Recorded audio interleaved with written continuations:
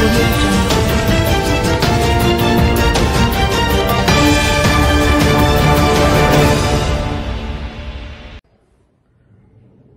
सकाळी देवेंद्र फडणवीस मुख्यमंत्री महाराष्ट्र यांची भेट झाली। परभणीच्या संदर्भातली चर्चा झाली। सोमनाथ सूर्यवंशी यांना जी मदत देण्यात आलेली आहे ती तात्पुरती आहे, त्याच्यात वाढ करण्यात यावी आणि 1 कोटीची किमान त्यांना भरपाई देण्यात यावी। त्यांच्या कुटुंबातल्या एका माणसाला शासनामध्ये नोकरीमध्ये घ्यावं।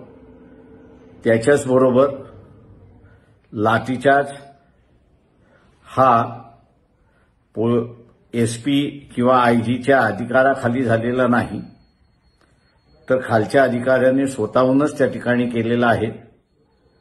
त्याची ज्युडिशियल चौकशी झाली पाहिजे आणि त्याच्याचबरोबर ज्या नागरिकांना मारण्यात आलेला आहे, हातपाय तुटलेले आहेत, बेदम मारण्यात आलेला आहे, अशांना पोलिसांच्या विरोधात कारवाई करण्याचा अधिकार असला पाहिजे आणि ते जर एफआयआर नोंदवत असतील तर ती एफआयआर नोंदवली गेली पाहिजे, ही मागणी सुद्धा मान्य करण्यात आली।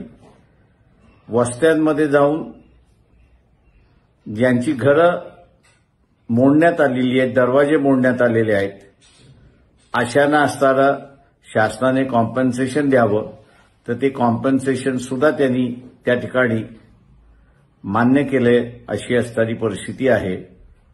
यालाच अनुसरून अनेक प्रश्न झाले की ज्याच्यामध्ये आदिवासींचा सुद्धा झाला।